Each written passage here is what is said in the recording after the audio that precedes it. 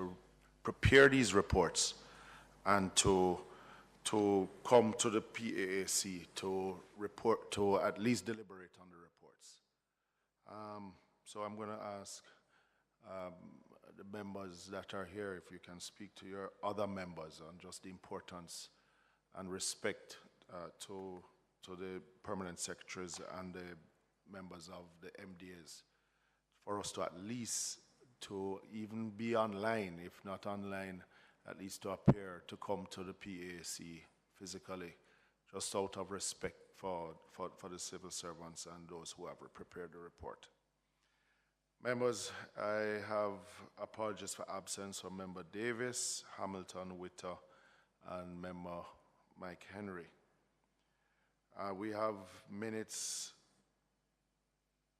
of the meeting held on October 4th, 2023. I'm going to move the motion that we defer these minutes as none of the members who were in attendance is present now.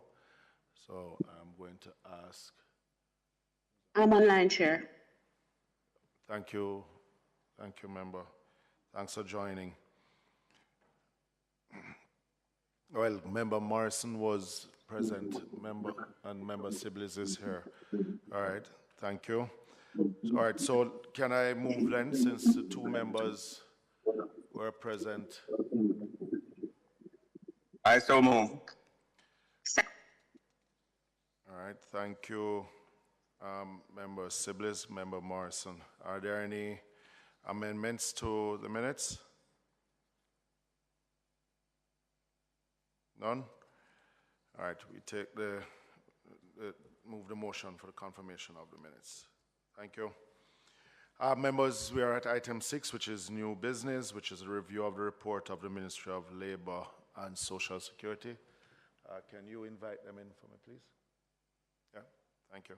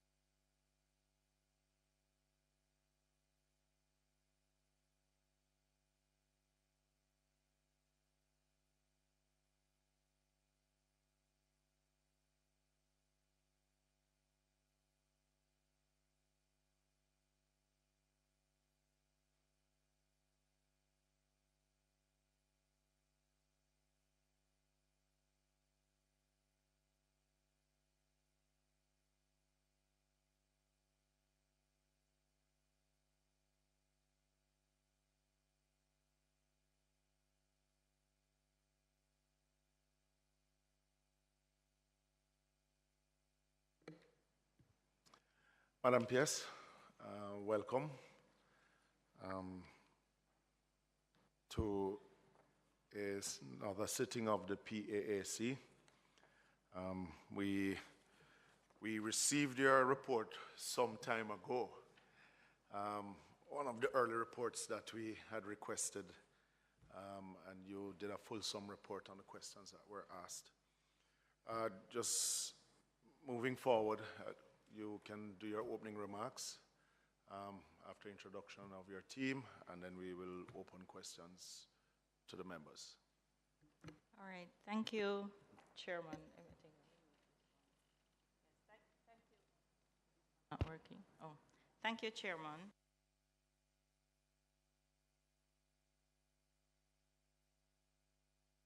It's a different microphone system, so I control it from this side. So when you have on both and I have to cancel it, then all right, go ahead. All right. Good morning, Chairman. Good morning, members, committee clerks, and other persons working in the Parliament. With me this morning, I have a small team from the ministry, because you know the ministry is a big ministry. To my immediate left is Mrs. Elsa Marks Willis, Project Director in the ministry. To her left is Mrs. Audrey Dare Williams, Chief Technical Director. Immediately behind me is Mr. Jason Anderson, Principal Financial Officer. Beside him is Miss Suzette Morris, and beside Miss Morris is Miss Diane Spence. Chairman, members, we are here. The committee sent us some questions earlier this year. We tried to respond as best as we could, but I realized, Chairman, that based on the questions, there is a lot of, should I say no, I don't want to say misinformation, but there's need for clarity for things surrounding the PATH program. So we are here this morning at your disposal and the committee's disposal to answer any questions as best as we can. Thank you. All right, members, it's a fulsome report, and as the PS rightfully said a while ago, that we sent some questions to the PS, so I would suggest that we go through them one by one, and then we can then pose our questions. Any further clarity that is needed on the response that was given by the team. Chairman, is it the report from last year you're going to be discussing? Well, and the updates that you have given, yes. Okay, I thought it was the updates. Yes, I was not. The updates. Okay, I didn't know it was the September report. So you gave us some updates to the report itself, but if there is anything more that members would want to clarify within the report itself, because I'm sure, especially to do with you know, various areas, I'm sure it has not changed in some instances. Right. Member Morrison? Yes. Hello, Chair. Are you hearing me? Oh, there are persons joining online. Go ahead, member. Yes, because I'm looking at the report here, and question 3 in particular, are you following? Hoping that you are. Regarding the families who possess a television or refrigerator, are reported to be generally excluded from benefiting from PATH, and that in this day and age, when a TV often serves as an educational device and a fridge as a storage device for cheapable purchase of perishable items, is MLSS considering removing those restrictions so that otherwise needy families can benefit from PATH? And the response is that the program has no evidence that consumer durables such as TV and refrigerators have excluded persons from receipt of PATH.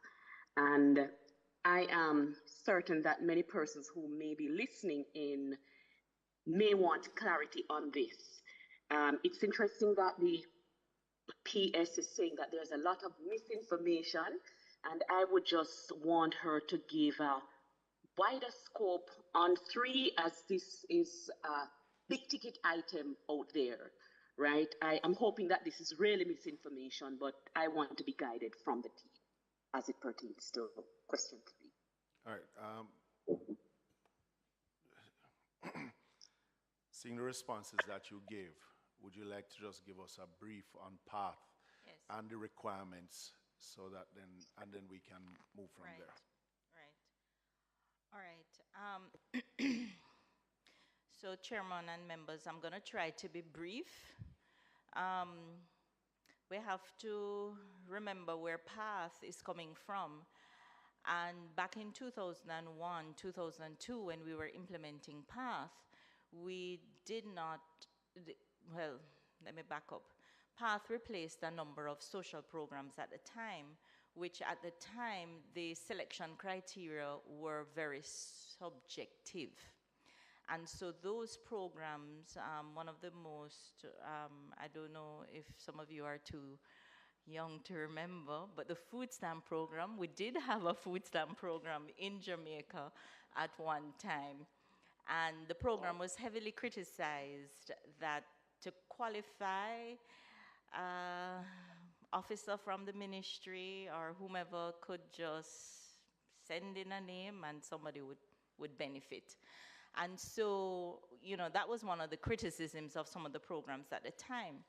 And so what happened is that the Planning Institute of Jamaica developed what is called a proxy means test. Now, the proxy means test, what it is that it looks at variables that correlate with poverty. So when you think of someone who is poor vis-a-vis middle class, vis-a-vis wealthy, what are some of the commonalities? So we know, for example, persons who are poor tend to have larger families. They tend to have their housing conditions are less than ideal. They have fewer consumer durables within their households. And so the proxy means test does in fact ask for questions, ask information about ownership of consumer durables. But it's part of the pot, if I want to, you know, if I can put it that way. It's part of a pool of variables that are used to determine is this person, and it's all about probability, right? Is this person more likely to be poor than not poor? And so it does ask for if you have a fridge, an electric stove, washing machine, whether you have a generator, air conditioner, sewing machine, if you have a dryer, you know, a laptop computer. No one variable is going to completely exclude you from being included in the program. Okay. Yes, no one variable is going to completely exclude you from the program, because what it does is it, based on the responses, there's an algorithm that runs in the background to say, based on these responses, not just the consumer durables, but other questions are asked, of course, such as the household composition, how many children, what are the ages of the children, do you have persons with disabilities, do you have pregnant women in the family, do you have any elderly, what is the house that you live in, what is it made of? Is it concrete, is it wood? Do you have running water? Do you have your own bathroom facilities? What else? Do you have electricity? Right, where the house is. Is this a family in a rural community? Is it a family in Kingston and St. Andrew, or one of the other towns in Jamaica? And so in a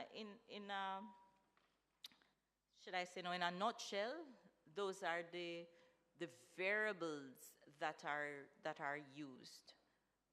Educational level of the head of household is also another variable.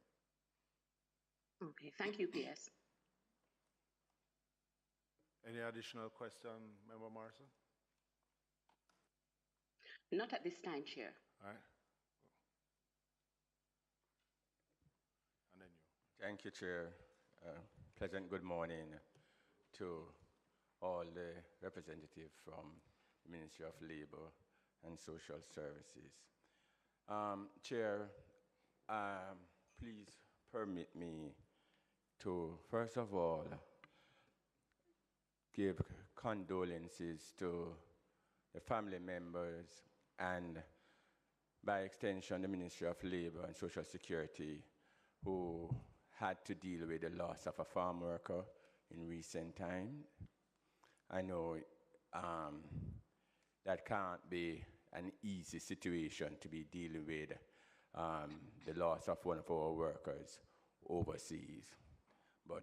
And I also equally thank you for managing that process the way it was managed. But, Madam Pierce, I must first of all say thank you to your team at the head office with regards to the PART program, because from time to time when I call the local office and there is a itch or a challenge, and I make contact, through emails and text messages, I get responses within 15 minutes, just even to say that they have received my message. So I want to, first of all, put that on the record that thanks for the customer service from the head office. But Pierce, I heard you explain the test. I think, let me just check the record here, proxy means test. And it appears to, those who probably don't know anything about the PART program would say, yes, this is reasonable. However, to the beneficiaries, based on how they get the result, they are not happy. And I'm happy to know that the ministry is currently doing a review, and we must put that on the table, that you have recognized this, because you have been here before and you have put this on the table along with the ministers, the various ministers from that ministry. And we are hopeful that this will come to fruition very soon. However, I do understand that the makers, the father of this system, recognize that the IT environment may pose some challenges. They may not be able to see and feel because it's computer. And therefore, there is an appeal panel, and that is where I want to go, Madam P.S. It is the appeal panel from each parishes that I am wondering if the way they do the appeal process, that is where the problem is. Because I had a situation, Madam P.S., where a young lady, a parent, she's mentally ill. And she has about 3 children. She's a single mother. The home that she lived in, if you visit, before you even go inside, you would recognize that there is a need. However, the matter went to the appeal. First, she was never recommended in a way that she would know that how to go to get the matter appealed, until she called me and I make some inquiry, and the head office, your team at the head office walked me through it. And we went through the appeal process, and the appeal board, without visiting or anything, no social worker going, once again turned down the young lady. So I had to be sending her children to school, providing the lunch money, the taxi fare, and so on. But thank God for the ministry, other tier that is created, the matter was resolved, and she's now on the PART program. So I would like for, in the interim, I know you are currently reviewing the process, so I'm asking that something be done to look at how many matters goes before the appeal panel, how many have been turned down, and as anyone that is, whether it's a secretariat to the appeal panel, visits the home of these persons, or is it just a paper review of the persons? So that is question one. P.S. I recall, but I could be wrong, that I had mentioned some time ago, and the chairman can probably remind me if it was here, that I had said that sometimes the members of the ministry get blamed for things that they're not really to be blamed for. And that, yes, so my chairman says so does MP. But the point I want to make, Chair, is that many of the persons who are beneficiaries to the PART program have a challenge reading. And what happened, Chairman, is that after 3 years or so, persons are to be reassessed, and they are sent a letter to respond within 2 weeks. And if they do not respond within 2 weeks, then they are taken off the program, the PART program. Now, this is no fault of the ministry per se, because the ministry made an assumption, and some would say a wrong assumption, that everybody who you send a letter can read that letter. And because there are some persons who cannot read, they do not know that it requires them to do something in order for them to continue on the program. So, Madam PS, in the interim, I'm asking that you look at that where persons do not respond, so at least we can send out the social worker to, or there can be a call that is placed to these persons, because they're genuinely still in need, but they are not aware what is being written in the letter for them to make that change, Chair. And so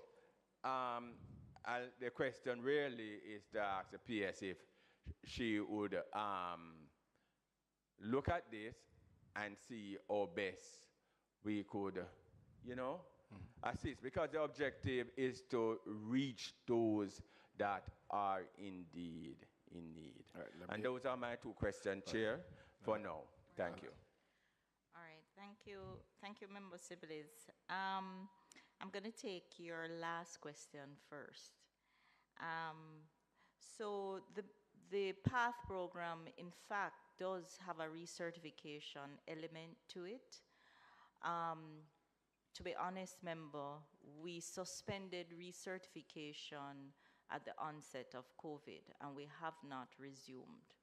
Notwithstanding, we, in our recertification process, yes, we do send out a letter to the individual, or the family, I should say, telling them that they need to come in. The period is not 2 weeks, member, and we usually send out a second reminder.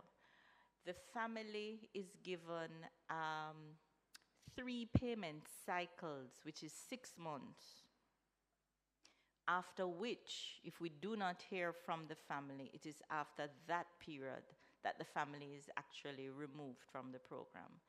So Member, we are very open to suggestions. I hear you about the reading element. We are, in fact, challenged because of the number of social workers within our offices. We are in the process with the Ministry of Finance of reviewing our structure. And I must say that that is looking positive for us in the ministry, for us to be able to recruit additional social workers. The process is not finished. You have a suggestion? The process is not finished, but the point is that some of what you're asking in terms of that active social worker intervention requires more staff. More staff means more budget, and so forth. More budget, more staff means bigger parish offices and things. So it is a work in progress. You said you had a...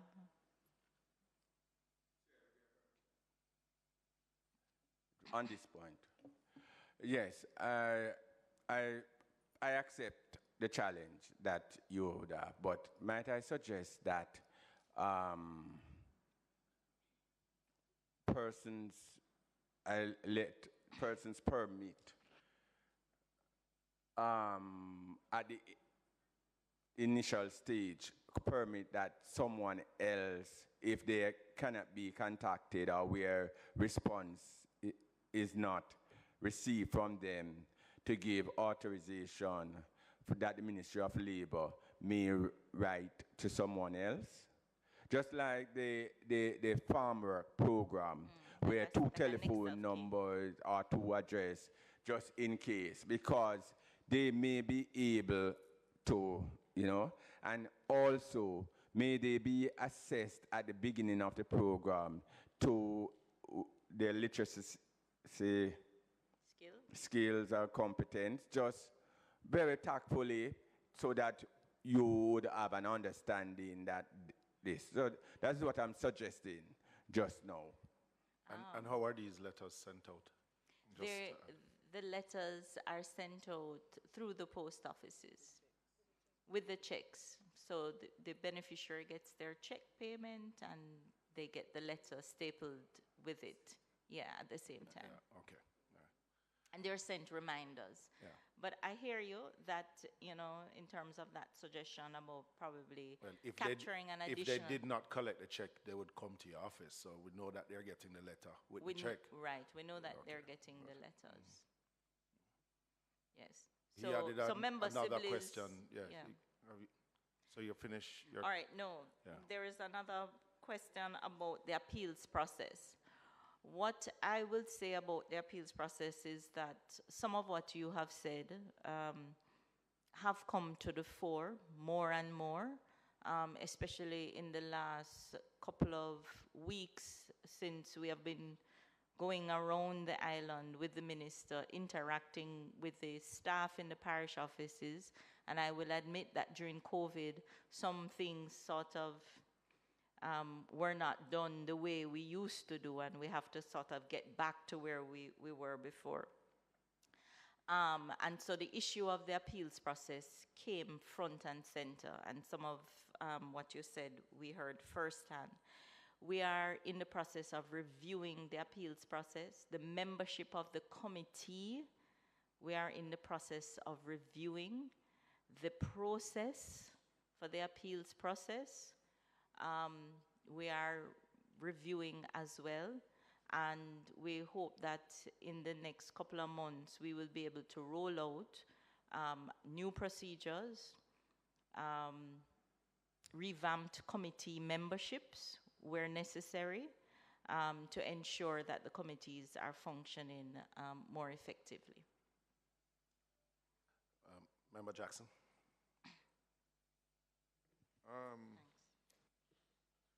In your early response, P.S., you made reference to the algorithm and the elements that are factored in to making the decision. Two comments in that regard. One,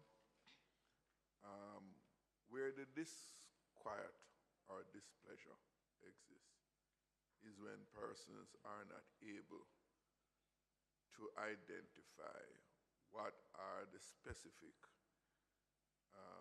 failures, what are the specific causes of their failure, why they are not qualified and denied the benefit.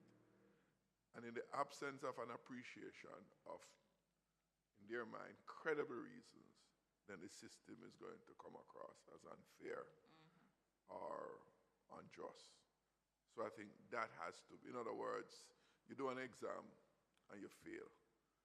The examiner can tell you why you fail. You answered these questions wrong, or you answered these questions inadequate in the case of essay questions or something like that. So they are very, very, very, very tangible, very discernible basis on which the person fails to qualify. So I think if that can be addressed, because you see, the truth be told, I appreciate what you said, but for you and I to appreciate it is one thing. For the person who is the victim, so to speak, who has been denied, is a different matter. And we have to settle that thing. And why that is important, PS, is that you don't want a suffering Jamaican to feel that the system is unfair to them. Then they build up an hostility to the state, to the country. So there are other things that need to be satisfied in the process of responding to this. That is the one question. The other one, you gave some interesting. But just to add to it also, because we have seen also cases where there's a child that has been approved that's on the system, but within the same household, another child has been applied for but denied. But yeah. So before you answer that one, yes. Members, no, but can I say though that when a family applies for PATH, it is not the child, it is not the individual that is applying.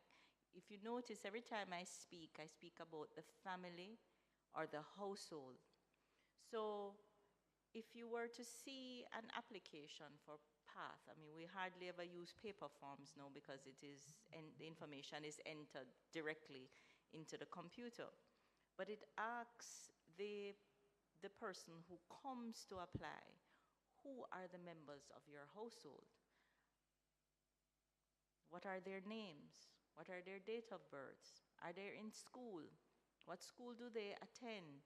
If it's an elderly person, you know, what health center, for example, if it's a baby, that baby, you know, goes to for their well baby clinics and so forth. So the application is capturing information on, am I hearing an echo? Oh. Or should I turn off this? Yeah. Okay. So the application is capturing information on the individuals in the family. So when someone in a family says one child is on, but the other child isn't on, it warrants an investigation as to why. Because if I, as a mother, have 2 children, and I went in and I applied, and I put those 2 children names on the application, meaning I gave the names of those 2 children, I submitted the relevant information, for example, their birth certificates, right? Because we do in the past, it's not so prevalent now, but in the past, you had people who took children and say that I'm responsible for this child. And so these are some of the, yes. So it is very strange if you have a household and someone says one child is on and the other child isn't on. If that other child is on, I can assure you a number of things would have happened. Either on application, they did not submit the child's name, or they did not submit the relevant documents for that child. There's also, if the child was on, right, and let me correct myself, if the family was receiving a benefit for the child, and then somewhere down the line, the family is no longer receiving the benefit or receiving less monies for that child, we tell the families, because we track school attendance. Ministry of Education provides school feeding for the child, and it is based on the school the child is attending. So the family has a responsibility to advise us when the child changes school from primary, or when the child enters school, for example, at age 6, when they begin primary school. So there is usually a grace period, right, where the family will get 1 or 2 payments, but if the information isn't coming in on the child, then the family will not get the full benefit, they will get a reduced benefit. And many times, members, people will come to you and say, "Pa, take my child off the program." Oh, In fact, the child is still there, but the family is not getting the full benefit for that child. They get a partial benefit, right? And I think it comes back to the point that Member Jackson made in how it is that we communicate this to the families, because they bombard our offices on a daily basis because of the lack of understanding. And I mean, just listening to you, that is what I put it out to be. Just the lack of understanding of how the system itself works. But you're also hamstrung because of the lack of number of social workers that you have also. Yeah? Yes, yes, member. And also, as I said earlier, that for maybe 2+ years, our systems and procedures kind of adjusted because of COVID. Yeah. So usually, for example, when a new family comes on the program, they are taken through orally, right? And they're given the information in hard copy, right? The program is explained, the rules of the program. If you change address, you need to notify us. If you get a new child in the family, if you have a new child in the family, you need to advise us. Yeah. Right? The children need to attend school. If they don't attend school, you need to notify the school why they're absent. We tell the families all of these things, but I will admit, as I said, we could be suffering from maybe a 2-year plus of not having that kind of face-to-face interaction. And as I said before, we are trying to get back to where we were before COVID in 2020. And going back to what Member Sibley said earlier, even notwithstanding us explaining to families, giving them the brochures or the pamphlets or the booklets, some people will still not understand. Yeah. So we just have to continue with our public education. I think Member Jackson had a second question. Yes, but a little addendum to the point you mentioned about, because I had some notes about the staff level. When I listen to you talking about the challenge you face with staff level. Numbers. Right? How many do you have now? Social workers. 124 social workers island-wide. So that's even less than when you sent this report. And how much do you need? How much more do you need? How much you're seeking? Well, remember, if you look at page 5 of the report, it shows that they have 1 social worker to every 1,000 families. And when they submitted this report, they had 130, so they're having less social workers than they actually do. But I asked it to really get a convey a sense to the public. What is the establishment? Are you at the establishment now at 124? No. As a matter of fact, member, we are constantly recruiting for social workers, but I will say that with the compensation review, the salaries for social workers have gone up significantly. So I am expecting that in time we'll be able to fill the vacancies. And as I mentioned earlier, we are in the process with Ministry of Finance, very advanced, looking to expand or complement. The Ministry of Finance has been favorably disposed to the discussions we've been having so far. So I know that in another couple of months, our establishment will be growing and we'll be getting additional social workers. the challenge is to find the social workers to fill those positions? Well, two things out of that, because that is very serious. You're saying a challenge, but at the same time, there is an improvement in the remuneration, which Right. should mitigate the challenge. So you really don't know how difficult it would be yet until the settlement on what the new remuneration provisions are. You are right, Member Jackson. We really don't know. Time will tell. However, even though we have 120-something social workers, and at one point the Ministry of Finance approved us getting additional social workers. How much did they approve? How much more did they approve? They had approved 50 more. At no time were we ever able to fill the complement. So the expectation is that over time, based on the improvements in the compensation, we'll be able to, but only time will tell. I can assist you with recruitment. You just reach out to me when you have them to be recruited, and I can assist you. No, but remember, just because we had Hart here recently, and we spoke about the survey of job requirements that are needed, especially within the public sector and just nationally, and how it is that what I would refer to as join-up government, how it works. Because this approval was given some time ago for the additional 50, I remember. Right. Yeah? And if even after the compensation review and the increase in compensation, because at the date of this report, you had 130, you're down to 125. Right. So that means you have 70 that you can fill. Yeah? Give and take. Give and take. Give and yes. take. But how is it that we're using the institutions within the state itself to prepare individuals? Because, I mean, we have people coming to our offices every day wanting employment. And how it is that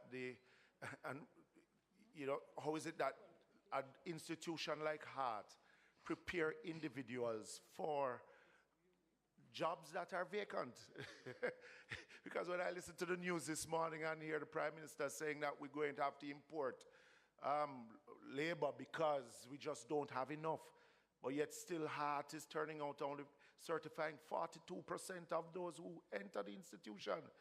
And then you don't have enough workers to fill the vacancies. So, it begs the question to say, how is it that government is joining or a join-up approach in filling those vacancies? Because it would we're spending billions on the PATH program itself. And if you don't have social workers out there, there are going to be slips through the cracks. So it doesn't leave me comfortable to say that the compensation itself, because there are some training that needs to be had before putting them out into the field. But if after the increase and you're not getting the bodies that you need, then there is a bigger problem. Well, member, I think over time we will see, because remember the compensation only came in January last year. Yes, member, it does take time for persons to recognize where the compensation levels are and to garner that interest to come into the public sector and to recruit persons. Madam Pierce, there are 5 of us here, and I'm sure each of us could send you 50 names. No, seriously. Trained member. That is the point that I'm making. So member. Because I'm sure there are trained individuals out there who in social work who are actually looking for work. I bet you if you put an ad out there so you see the employment coming. Let me just, on this same topic. Yeah. So member, there is a heavy demand for social workers now in government, right? Happy to hear that. Yes, there is. In terms of the, what do you call them again? I know it's not a senior the moment. justice system, Yes. sorry. Yes. In terms of the justice system, in terms of the Child Development Agency or CPFSA. So there's a heavy demand. The universities are graduating social workers. And I think the question you're asking is, are we training enough? And you're strengthening my point when it comes to, again, to heart. If there's such a great demand within government, then why are we not targeting and directing individuals to be trained in that area?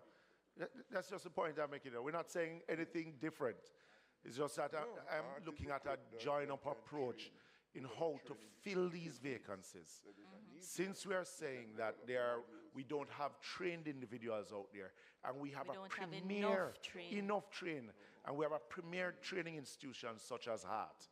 And if we were really looking at the job survey, then we would have picked that up and direct individuals to train in that area. Remember, to be fair to HEART, though, you know, and I'm not here I'm to not speak. finished yet, you know, Chair. Mr. Chairman. Okay. Well, let the member just finish up. You're next, then Sybilis, then Just one other thing before I go to the second question about the social workers. Separate and apart from recruiting the desired or required complement you need. You said something earlier, PS, that struck me. In the response you mentioned about if another child is added to the family. And a lot is being said in those passing comments that you made. Why do I say a lot is said? But not said by you, but involved in that.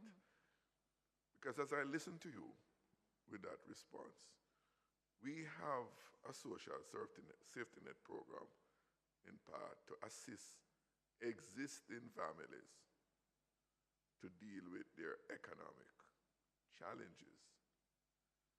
And I can tell you in my constituency, a family that comes and have 2 or 3 children and is below the poverty level and struggling to make ends meet.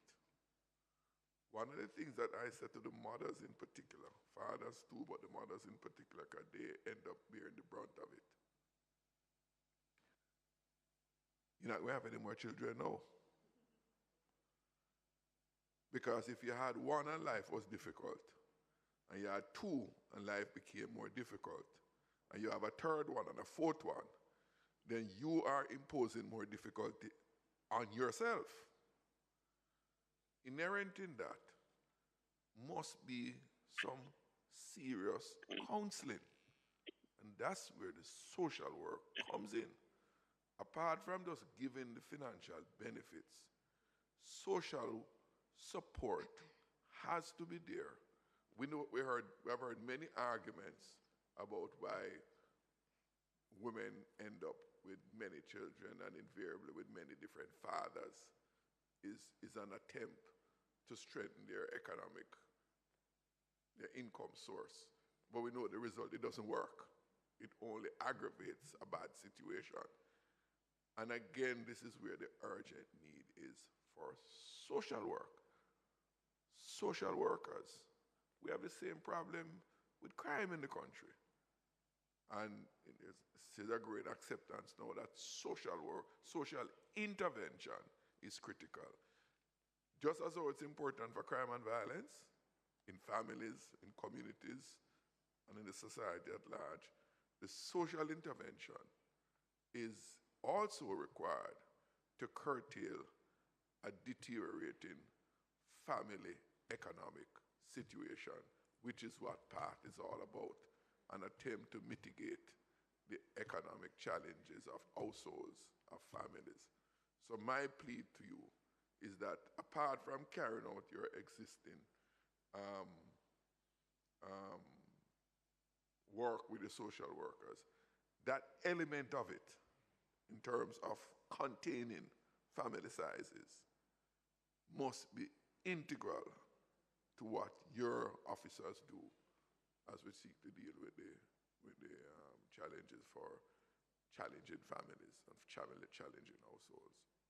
Remember, I take the suggestion and the recommendation, and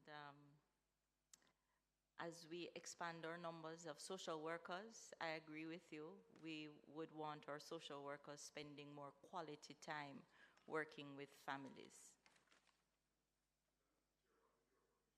Last question which I had to ask was interesting in when you were talking about the algorithm and the data set that you collect. I take it that within PATH, within the ministry, you could provide a profile, not on any individual, of your beneficiaries. For example, education level, Yes. number of children, Yes, we can. household type. Could if you have that report, could you share it with us? Could pass it to the I'm interested in it to get an appreciation of that profile. You don't have to deal with any names, just the data. Okay, so you want, just to be clear, you would like to see a profile of PATH beneficiaries. Beneficiaries, yes. So, because the usefulness of that, it can give us clear indicators of where the deficiencies lie that cause people to be in need. Because you're on it because you have a need, right? Education, this, that, all of that. It would be useful. So I would love to have a look at that data set. Okay. Member Clark. Thank you, Mr. Chairman. Good morning to us all, Madam PS. I think, Mr. Chairman, Madam PS has it down correct when she made mention that the remuneration now, as it in regards to social worker, is a lot different from what it was. And so the likes of persons wanting to be trained as social worker has a greater space on the scale. What I would suggest is that a dialogue be engaged between Heart and the ministry to say that we are in need of this amount. Or other institutions that train social Well, workers. the dialogue can be had Yes. right across. And so that Heart will now know very well that we need in the next 6 to a year trained this amount of social worker, because the market is ready to have them. So they won't be trained and go home and sit down again. They will have a work to go directly into. Yes, thank you very much. We are, in fact, in discussions with UWI. What's it called? The Center for Social Work? Yeah, we're in discussion with UWI, and we do get quite a number of persons from NCU and a number of the other institutions to see how we can, ramp up those numbers. But it takes time To add to it, Mr. Chairman, here it is. UWI, NCU takes, you have to have a certain credit to go into UWI or NCU. Heart will take you at a high school level and train you for what the job description requires. And so if we are to wait on the UWI and the NCU, It will be limited. then it takes a while, because yes, you have to have a first degree and all of that. Heart is the one that does the training direct.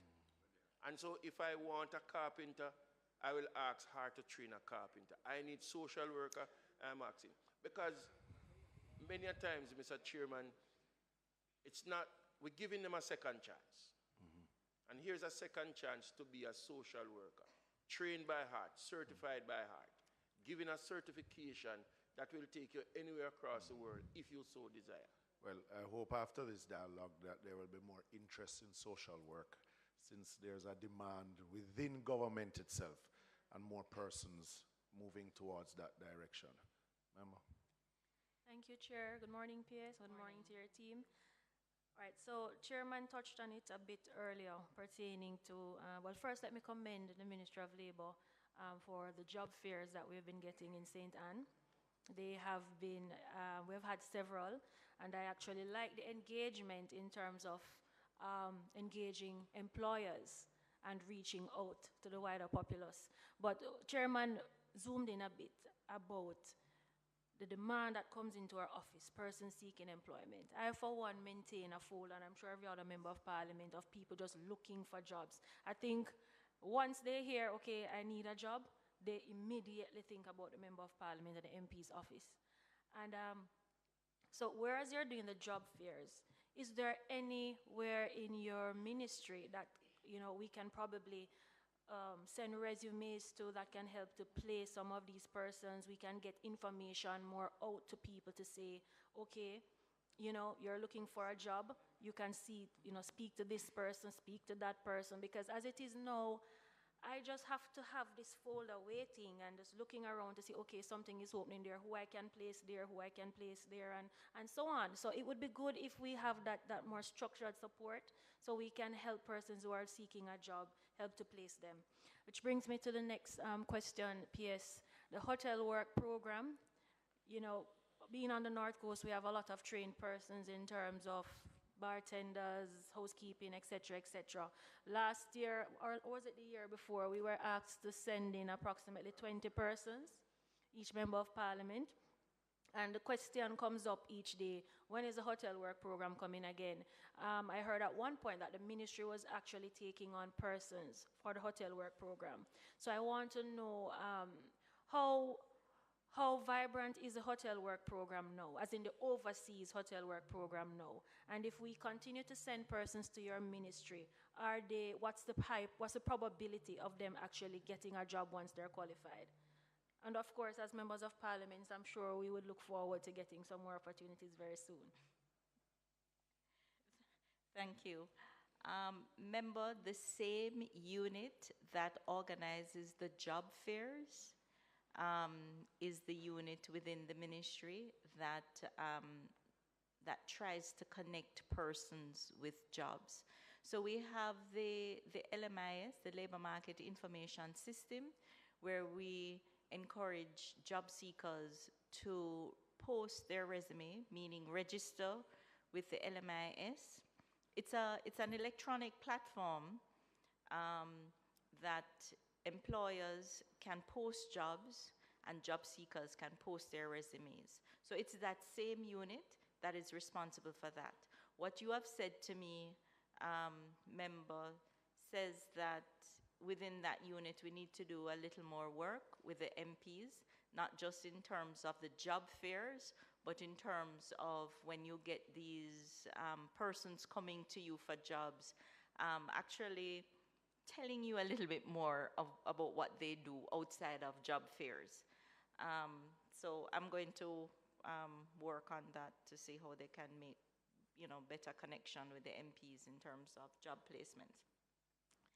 The hotel work program, and you know, I smile every time persons ask about the hotel work program. So that program, it's with the United States. The US government issues 66,000 visas worldwide for persons. It's called the H-2B program. But under the H-2B program, it's not just hotel workers. There are different categories of workers. So you have landscapers. I think last year or earlier this year, we were trying to find landscapers because an employer came to us saying, it was about 2 years ago, I have COVID brain. An employer came to us saying they wanted landscapers.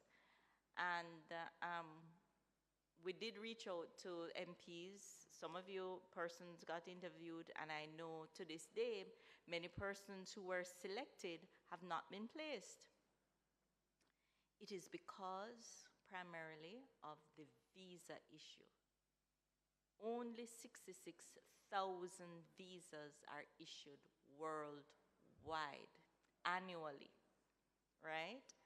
And so it becomes almost like a lottery system. So, you know, the program builds up a lot of hopes. We'll have employers come to us, and the employers genuinely will want 50 or 100 workers or whatever number of workers they want. But that employer has to apply to the Department of Labor within the US apparatus to bring those workers in, and when that 66,000 lottery takes place, the employer may need 150, but they only get 20 spaces. And so from the 150 people that they select in Jamaica, only 20 go, and then you have the other 130 asking, boy, you know, what happened to me? You know, I was selected, and then you get the ministry and our staff will get accused for things like somebody sell my space because the employer select me, right? And that really is the hotel program.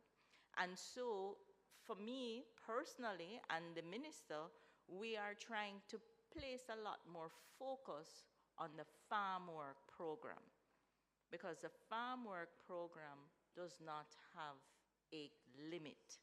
And so it is, once we can secure the jobs and we get good workers, because that is becoming an increasing challenge with good with good work ethic and attitude, then, you know, we can place persons and the pipeline will continue. It's not a lottery that persons have to vie for. All right, and I understand why you would want to place emphasis on the farm work program given what is happening there. But back to the farm work. But you are St. Anne. St. Anne, yes. But as it relates to the farm work, for example, last year, a lot of these persons who are seeking hotel employment are female. And last year, we didn't get an opportunity to select any women. So in your plan in the ministry, no. Are we looking at improving that for the farm work? Are we looking at improving that this year so we can send away some of our women who are also looking for this opportunity? It is a lot more difficult to get jobs for females within the farm work area. We do try. We constantly are encouraging employers. We're constantly seeking out employers to employ women. But it is more difficult. It is a constant thing.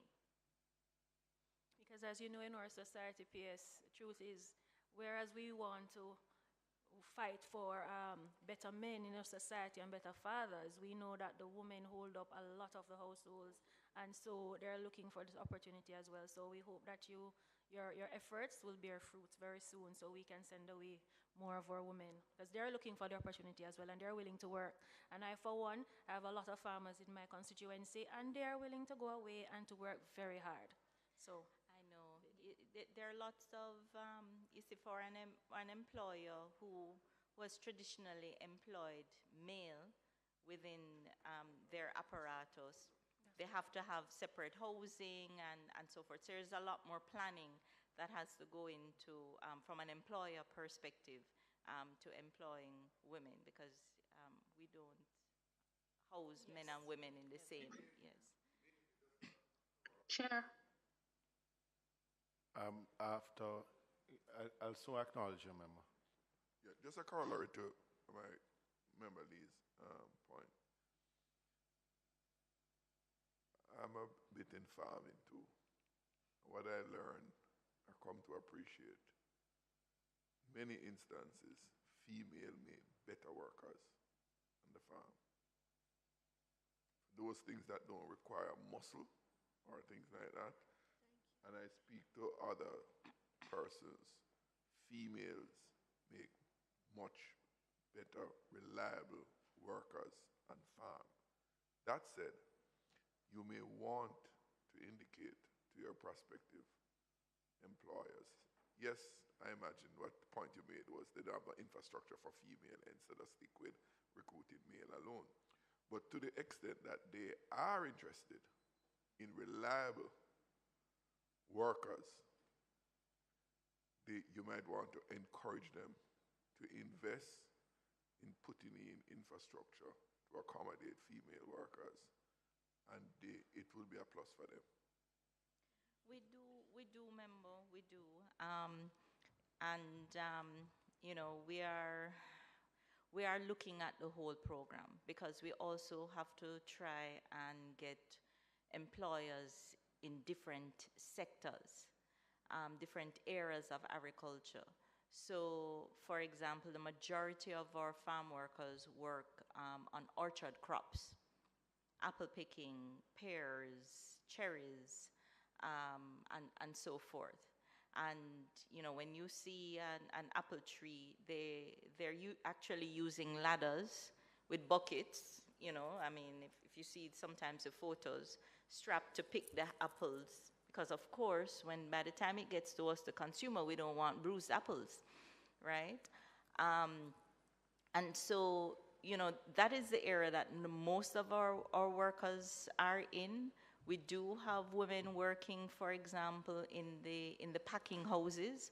So some employers will have their own farm and their own packing houses. Some employers ship their things to like a central packing house that does the packaging for them. So I think we have to look at other crops to get our women, you know, more opportunity, the possibility. I know that MP will have lots of women who will want to climb those ladders, but we will also have lots of women like myself who will not want to climb those ladders. When I first became member of parliament, there used to be a heavy demand for women for strawberries and for seafood packaging. The last time a request came out, it basically said no women, because we used to stick 2 or 3 women on it, hoping to get through, but there was a definitive instruction, no women. Yes. You know, so we've seen the decline over the years, and what has caused that? Yes. So you know, some of it. In Canada, we did have quite a number of women who will go into strawberry picking, what they call tender fruit. So your strawberries, your blueberries, your raspberries and things, because they say women, our fingers are gentler, so we won't squash the fruit. I didn't say that. I said that women fingers are more gentler, and we're probably a little bit more ambidextrous, or a little bit more. Please do not be distracted. Yes.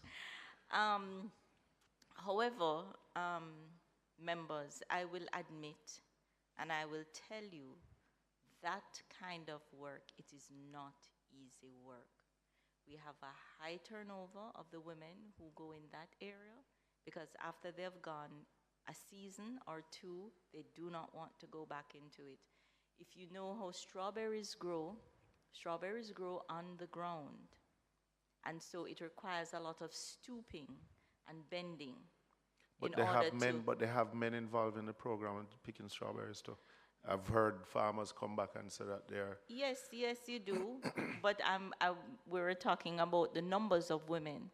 And that we find that a lot of our women, after they do it for 1 or 2 seasons, they are not, they do not want to go back into it. As a matter of fact, you know, I mean, I was kind of shying away from declaring this to the parliament, but we actually have an employer in Canada this year who was one of our larger employers for women in strawberries, who reduced his numbers significantly. So that also affects our numbers in terms of the female employment. There are lots of other issues surrounding that employer, generally with respect to just the treatment of the ladies and the conditions and so forth. So even though we have lost that employer, you know, it's a balancing act. Do we keep that employer and know that that employer is not the most ideal for our ladies to be going to work in? So, Member Siblings, and then Member Morrison. Member Morrison, Chair? Go ahead. Yes, Chair, I heard the point raised by Member Lee, but I just want to say to the PS that there are 4 women from my constituency who they believe that they were successful in the interview. A recruiter was in Jamaica, and they were, they were given the nod. And since then, they haven't heard anything. It was for the overseas hotel work program, and I'm hoping, right, if indeed it is a lottery as it pertains to visa, I'm hoping that for my sake, those 4 women in my constituency, they have in their possession 4 of the winning numbers, because I don't know, yes, how to approach them, what to say to them, what has happened subsequent to that interview that they did over a year ago. I am also suspecting that there is more to this regarding the work program for women, the farm workers, the women farm workers. I am hopeful, however, that we will be able to lobby in such a way where if it's even for them to be accommodated, right, at the factories, etc. But I am almost certain that in a country like Canada, they would know the value of women, and I'm just dovetailing on something that the point that Member Fitzjackson was raising about the competence of women. I am almost certain that they would know that our women, are highly competent, should be able to do the job. So there must be, and probably PS may not want to share at this time, but I suspect that there may be other reasons why we don't our women. As a member of parliament, though, I want to add that I'm hoping that a time will come when we don't speak in this manner where we're looking forward to our women getting jobs overseas, but that our agriculture sector will be so robust, we will have more efficiency at a joined up government when we look at tourism and the facility there for production, where we can have our own people employed on our own farms in the productive services, right? Providing that service, being able to give that crop, give that produce, give the excellent quality while we build brand Jamaica. Thank you.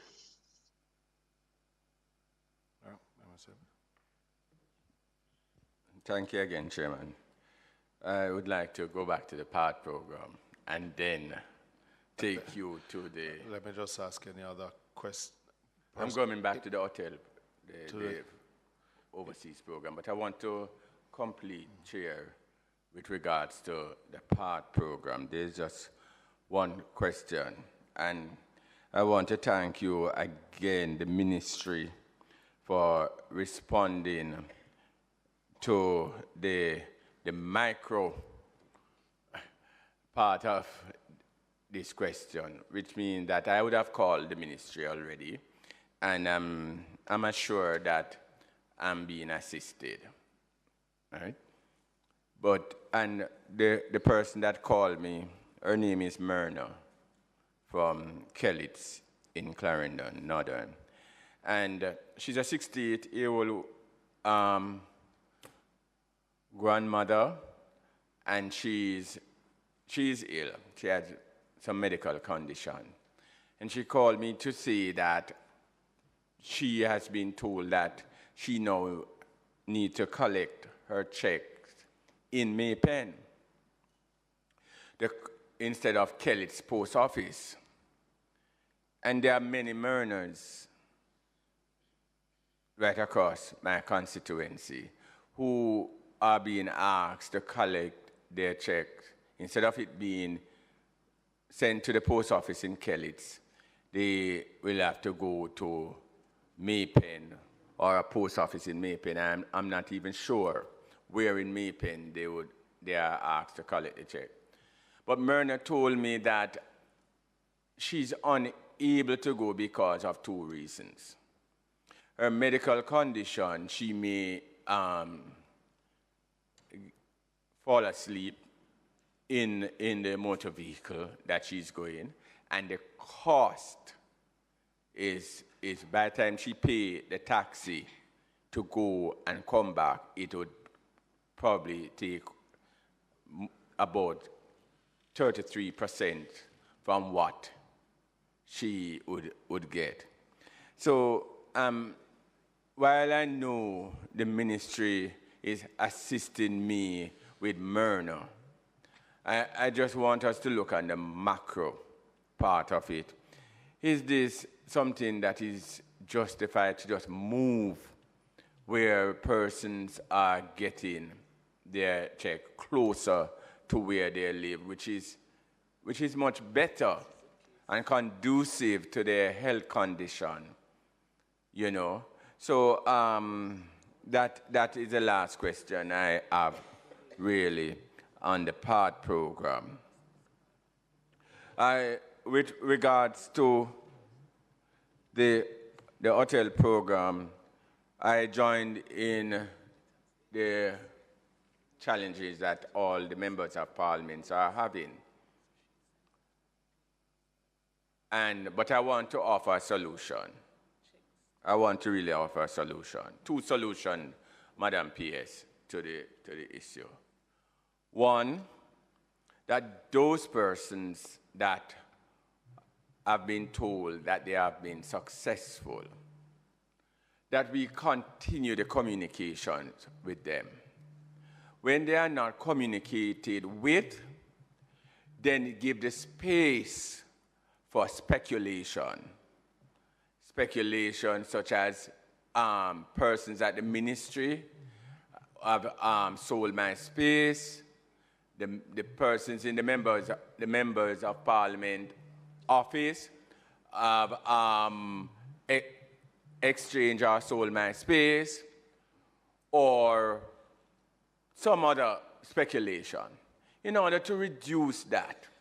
And it is only fair that we continue the communications where the ministry may, through the members of parliament, ask that a meeting, you know, that we have a meeting, maybe in a regional space, and so that we can be consulted, because the other issue is that these young ladies do not want to pay their fare and to come to a space where they are going to hear that we have selected you, but the program is not ready yet.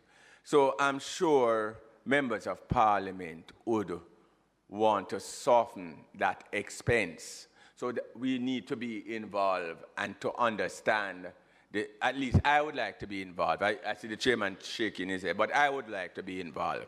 I don't mind cushioning the cost for my constituent members to reach to the space, because it would be, I can understand the kind of added hardship that they may feel paying their fare to go somewhere, not to hear that they are going to be leaving the following week, but to hear that, listen, we mean well, but these are the challenges. So I would like to be involved so that I can assist those persons with the expenses to reach to that space where they can be communicated with and it can be explained. Because as you have heard, MP Morrison said that, you know, she gets a call. We all get a call. So I'm making a recommendation. That is my recommendation. The second recommendation that I'm making to kind of ease this is the ministry to collaborate with the Ministry of Tourism in seeing how best we can get local work for our women.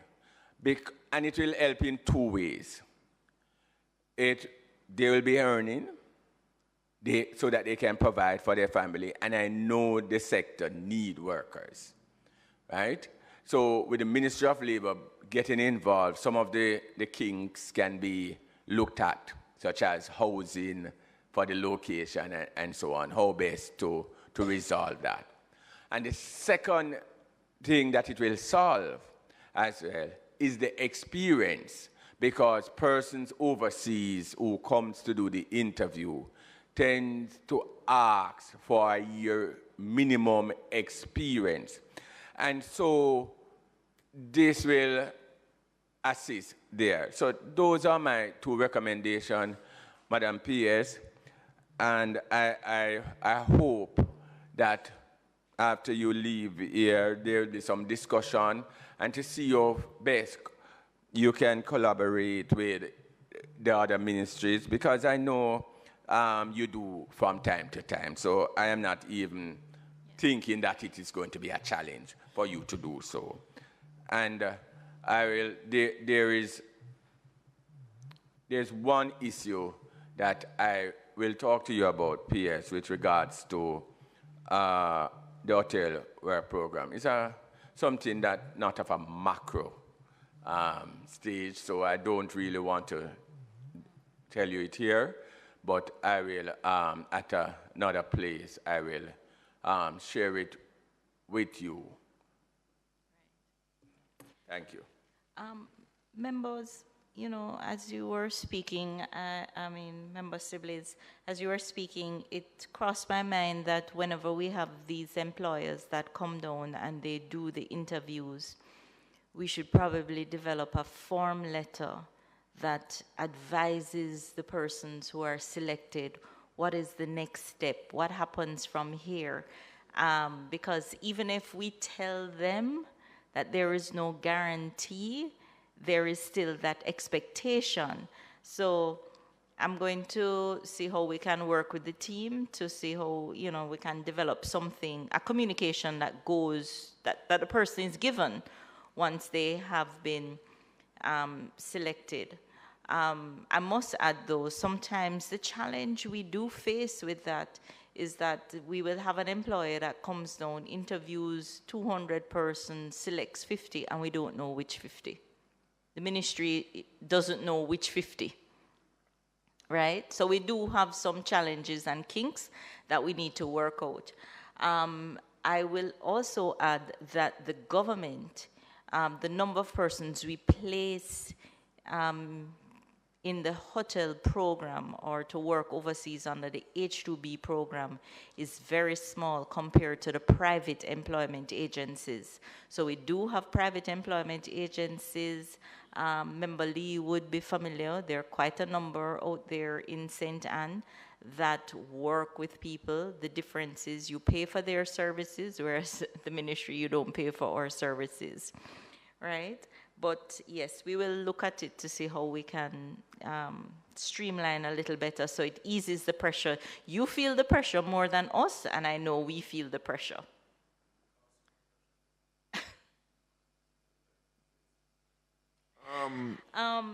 Sorry. You spoke about the collaboration with tourism.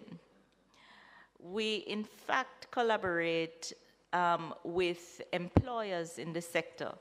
So similar to the job fairs that we would have done, we do job fairs for employers in the sector. Some employers do it themselves, you know, in terms of recruiting workers. Some ask us for help. So we do that collaboration. Maybe we could be working closer with the parent ministry. That is something we will explore. Pardon me? Oh, yes, member. I actually got the information on that particular case. With respect to the payment, yes. So, you know, I don't even know where to start, because over the last couple of years, everyone would have seen, and Member Jackson would be probably most keen on this. We have seen the changes that have taken place in the financial sector. So there was a time when maybe 95% of our beneficiaries got checks, and they would negotiate these checks at their corner shops. The banks no longer want checks, to be accepting checks. And with COVID and the advent of COVID, we had to implement a number of other alternative payment methods for beneficiaries. So we do have people who go to Paymaster, some of the remittance agencies, let me not call any specific names, but we have three remittance agencies. Some still collect checks, right? And we are looking to get our beneficiaries paying them directly into their bank accounts, which means that if it gets paid into their bank accounts, they can have their ATM cards, and that old lady can use her card wherever. In the particular case that you mentioned, right, I am told that it was not a matter of the post office, but a matter relating to a remittance agency and a change in location for that remittance agency. So it's not perfect, member, but we are trying different modalities, different options. For that elderly lady, we do have a facility where she can appoint an agent if she's unable to collect her benefit. So that is something our elderly, our persons with disabilities can explore, the possibility of appointing an agent if they have difficulty collecting their checks or their benefit from the payment agencies, the remittance agencies. Well, one question emanating from the answer to Mr. Sibley's. Which bank is your payments made from? No. No. Jamaica National, no. And so the checks drawn would have been on Jamaica National? Yes. And Jamaica National has refused to change those checks? No, I didn't say that. I'm asking. I said no, they have not. What have they not done? You indicated that there was some difficulty with persons encashing the checks, and as a result, you're going to another. Prior to. Prior to? Prior to. So prior to Jamaica National, our bank account was actually with another commercial entity. Which is that commercial bank? National Commercial Bank. Now, NCB, yes. You had the account with? Yes. And the beneficiaries to whom the checks were issued, the bank never want to encash the checks? You know, remember, I would prefer to put it that the beneficiaries had increasing difficulty in cashing their checks. What were those difficulties? Branches were closing. Yeah, a lot of branches were closing. A lot of the branches, NCB closed. Right, and then even some that remained, they were not necessarily, they didn't have tellers anymore, for example. So no in-branch service to encash the checks. Right. And therefore, access was a challenge by the beneficiaries. Yes. Okay. And these include pensioners? Pardon me? These beneficiaries include pensioners? No, these are Mainly path beneficiaries. Okay. So you are now with Jamaica National, and you are issuing checks too? Yes, we issue checks, but the volume is high. So during COVID, and with you want to reduce, we did expand the remittance agency option for beneficiaries to collect, and now we're looking at paying directly into beneficiaries' bank accounts. Bank account, okay. Those payments by checks currently, is a fee being charged for the encashment of those checks? Yes. To the beneficiaries? Not to the beneficiaries. We pay that fee. You pay a fee? Yeah. The beneficiaries don't pay any? No. Okay. For those who are... That's for those encashed at the bank. Sorry? Checks encashed at Jamaica National. Checks encashed at Jamaica National. They are not charging a fee. Right. For the remittance through the accounts electronically, is there a withdrawal fee? We pay as well. The beneficiaries don't pay any? No. Okay. When you make the remittance to the accounts, say John Brown is the recipient or the beneficiary, you now have an account and you put the money into the account, that account belongs to John Brown. There is no debit on John Brown's account for that withdrawal that he makes. You know, remember I said that we are moving towards depositing the path. So that has not yet begun. We're collecting bank account information from our beneficiaries. We're also modifying our system to be able to collect that information and to do the payment. So we have actually not started transferring path payments. So you are not yet remitting via transfer to bank into path beneficiaries' accounts. You have not started that yet? No. Okay. But we are collecting bank account information. We're modifying the IT system. Okay, so that is to come. And remember, I'm being reminded that the banks now have what they call low risk, low KYC. Right, low KYC, and for these accounts and these requirements, the charges will either be zero or very minimal. Okay. So those will be the accounts that you'll be targeting for the remittance through accounts. Remember, it is the account that the beneficiaries chose it, the one that they select. Right. Okay.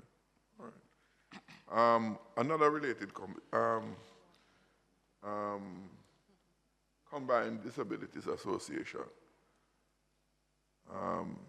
They are one of our special groups of persons. They fall under your ministry? No. They don't? Okay. Okay. But they do give support to persons with disabilities. If you look at page 19 of the report itself. I'm aware.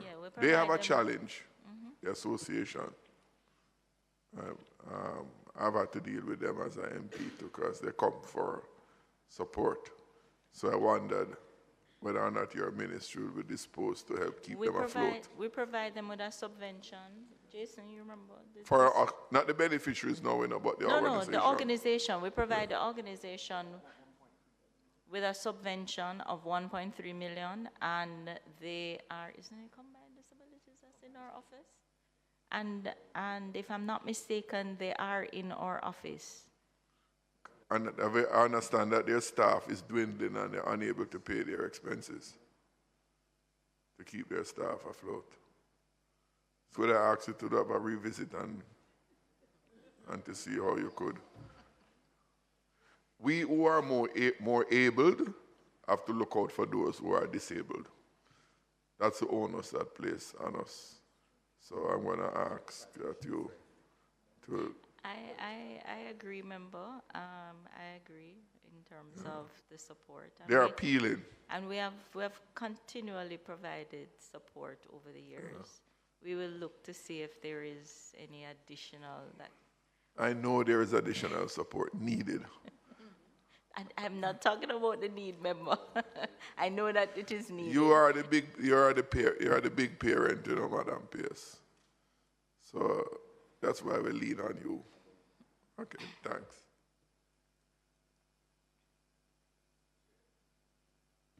One last question, it's a bit selfish question.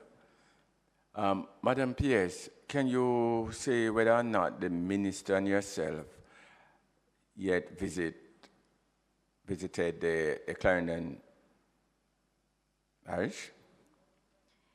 Yes, and could you could you say some of the challenges that from your notes you could, No, I know that I'm a great member of Parliament. The people of my Northern Clarendon, Miss Myrna and all the others up there, right? They tell me through congratulating me on things that I have done, and they tell me by quarreling with me, Mr. Chairman, from time to time when they don't get anything done. All right? So I thank you, Chairman, for allowing me to thank them in my constituency who have served me Remember, don't So, Madam PS, abuse your... Madam PS, could you just let us know some of these Member, things? you know, internally we will always have internal challenges, staff shortages and so forth. But I think our greatest challenge for Clarendon is the need for a new office. The office is, you know, and I pause because it is not the most ideal, especially since I'm the Ministry for Persons with Disabilities. It is located upstairs.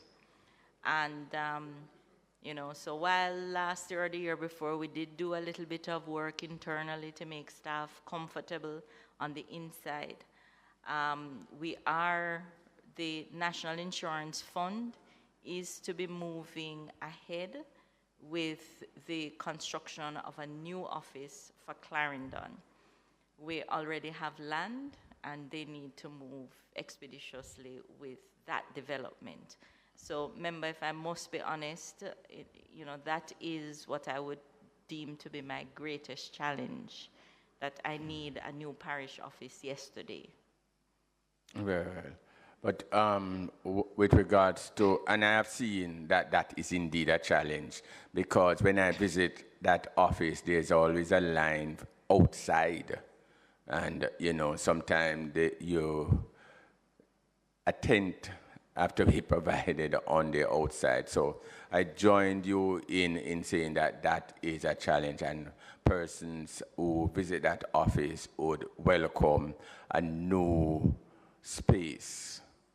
We also would welcome, obviously, some more social workers, and because we are way up in the hills, and we need about 3 social workers in the area. But our biggest challenge is the PATH program. So if we could get a conversation with the citizenry from the parish to come in and for us to have a town hall meeting and to have much of their questions answered, we would have greatly appreciate it in Clarendon Northern. Thank you. Member, Chairman, permit me, the minister a couple months ago, I think it was in September, yes, September, did in fact speak to, you know, reviewing the PATH program. He did. And you know, beginning with some town hall meetings to hear from the populace what are their views and opinions with respect to the PATH program. So we do, in fact, are in the planning phase. Has that review started? And member Sibley's, maybe you have heard, but the first town hall meeting is going to be in Clarendon on the 22nd? The 22nd of this month. Good. And I would wanted to add to, because when the minister made those comments in the parliament about the review, I mean, my intervention was about the locations, just as the member from Northern Clarendon just mentioned,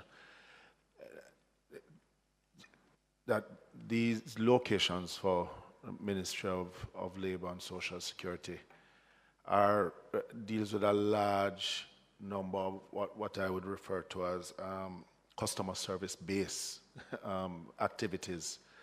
You know, and I refer to the one in Manchester also, which you also visited, that some of the locations are not convenient for that purpose.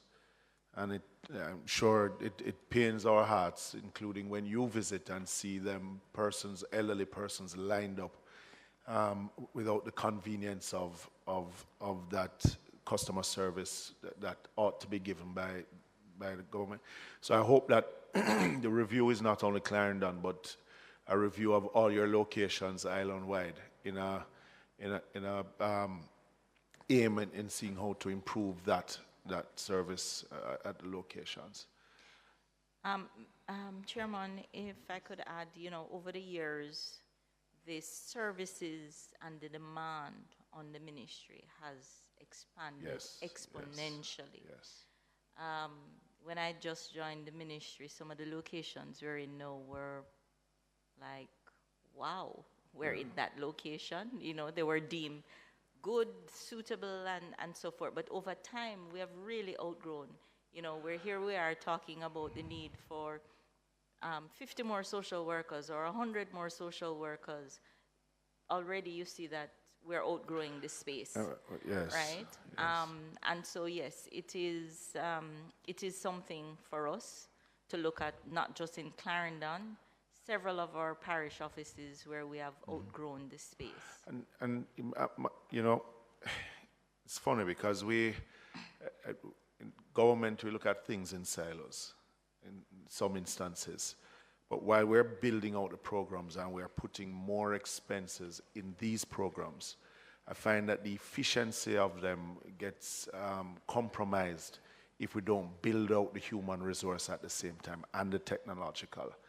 And I think even at the parish office level, they're strained because they're not moving at the same time. You're demanding more of the staff that's there. True. But the technology and the space and human resources are not built out at the same time, which puts pressure on the parish offices themselves. So it is something that has to be looked at, putting all ducks in a row. That's why we build out the program to reach more individuals, that at the same time that the Ministry of Finance gives you the budget to build out the human resource side at the same time. Physical space. And the physical space. No, because a lot of them are bursting at the seams. So that's... Go ahead, ma'am. Yes, PS. Once again, I want to commend your ministry for assisting us during the COVID period, especially with care packages. As a young member of parliament, going through COVID at the time, it was very rough for us, and I know that your ministry would have aided very well in assisting us there. However, I must say that my constituents have, especially those who are really in need, and PATH cannot reach to everybody, they were looking forward to it. So for example, last year was a rough year coming out of COVID, and that support in terms of those care packages and so on, we didn't get it. And I'm just wondering, it's a very good program to help those persons who really look forward to that, can't afford. And so I'm asking you to really consider bringing back that program, making it more often, because for me, it is rough. Last year, what I had to look at is to probably take a little out of the welfare that we get through CDF. And to do that, it means I'd have to reduce funeral grants, reduce medication, all of those things. We really just don't, it's very tight to stretch. So we welcome that support, and thanks again. Thank you, member. That was specific to COVID, so I think you are suggesting that we make it a program. Well, every year at this time now, since the COVID has eased, we have constituents calling if they're getting any of those vouchers for Christmas.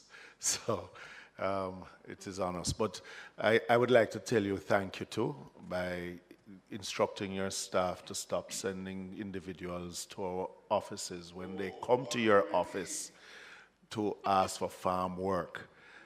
Just as we speak about the communication, when they do send them to our offices, there's this feeling that the recruitment is right through the year. And many of us, members of parliament, don't have the wherewithal, the staff, to deal with the influx. I have a book with over 2,000 names of individuals who are interested in the farm work from my constituency alone. So when individuals go to the ministry's office in the parish and they send it to us, they feel that we don't want to give it to them. And it is something that we have been asking. It is better that the staff said that there's no recruitment taking place at this point in time, but you can check the office of the member of parliament. But just to say, check your member of parliament, it does more damage to us than to help the system itself. So even just that first sentence, there's no recruitment taking place now. And another thing with the farm work itself is that if it can be communicated to those who get approved, that recruitment is not based on the Ministry of Labor asking for the or approving the workers on the farms. That the actual recruitment, you're only recruiting on behalf of employers. Because there's this feeling out there that it is the Ministry of Labor that is turning them down, and not that it is the employer. You're only representing the employer in the recruitment process. And Chairman, you know, we have to begin to change the language and the terminologies that we use. Yes. Because really what we do is, I would deem it a pre-selection exercise. Because you do a nomination exercise, we do a pre-selection exercise. Because even after they have been screened by us and we say, okay, yes, member Jackson, you'll make a good farm worker. Member Lee, you'll make a good farm worker. But member Sibley's, I don't think I can. I'm sure he won't.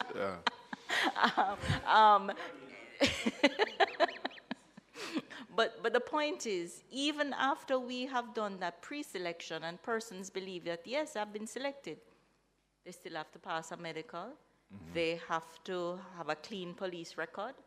They have to pass the embassy stage. And we can't dictate to the Canadian or the US embassy who they grant that visa to. No, and that's why I said the language itself. And then you also have the employer. You have some employers who are fine with who we pre-select. You have some employers who want to have a hand in who comes to work for them. Well, they are employing.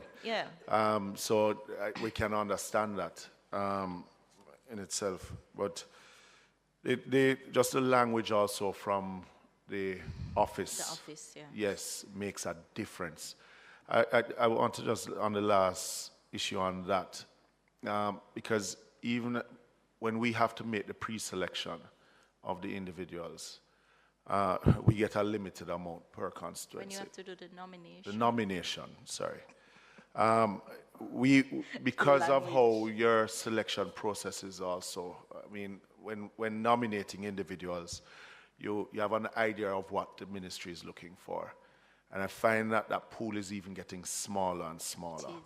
Right? So I would think within another 10 years, we'll be probably searching for individuals who would make the program itself.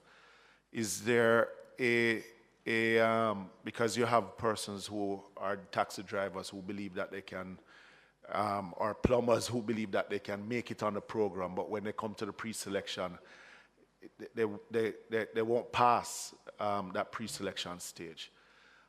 So I would say probably out of the 2,000 names in my office, probably 1,000 alone would be eligible. But after a while, as you had mentioned before, I find that more and more, because of the strain on the body on the program, when they go on the program, that you find that they stay a shorter period of time. Meaning they may go for 2 seasons and then decide not to go back because of either back pain or some injury at all. Is there any plan, though, if we're going to have the program live for a longer time, in engaging institutions like HEART or just training individuals to prepare them for even the farm work program itself? Because as I said before, probably looking at 10 years' time, we'll be scraping to look for individuals that would fit the criteria in making that program. And member, you are correct. It is something that we are concerned about. We will do a pre-selection, and we don't always get it right. The minister and a couple of members of the management committee traveled to Canada recently, and one of the biggest complaints is the quality of the worker that is coming, the new worker that is coming to work. The work ethic, one employer complained about a worker who said that he thought that he was coming to do a 9-to-5 job, right? Yes.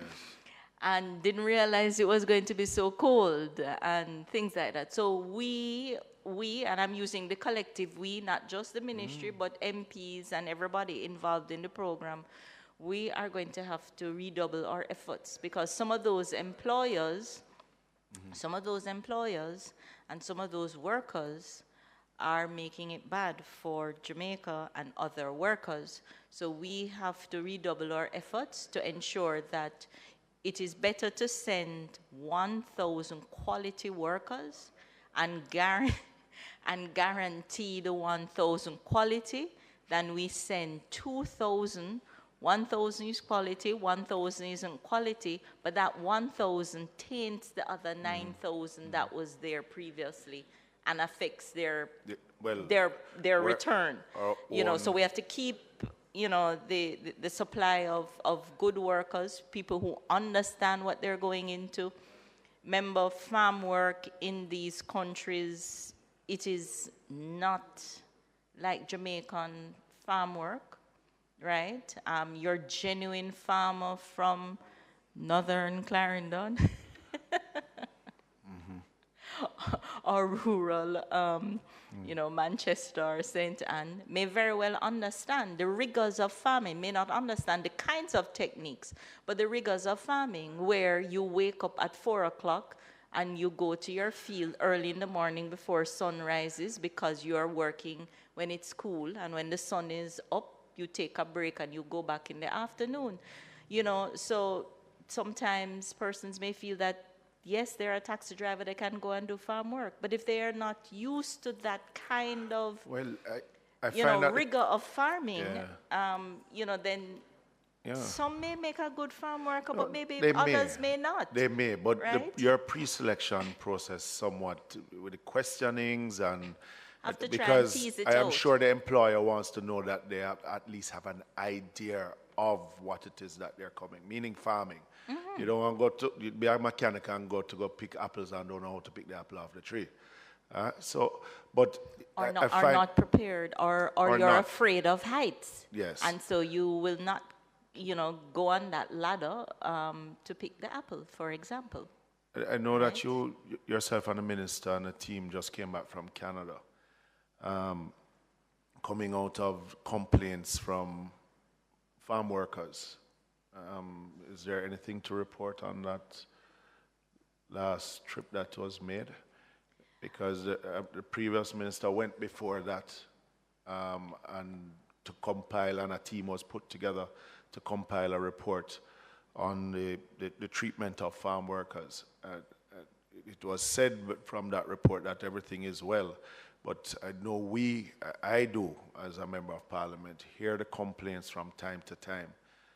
Some of them sounding very unjust, but there are two sides to a story. Is the ministry satisfied that our farmers are being treated in a proper way that is expected of human beings? There are two sides to a story, and Chairman, what I can say is that the majority of our farm workers are working in good conditions, the majority.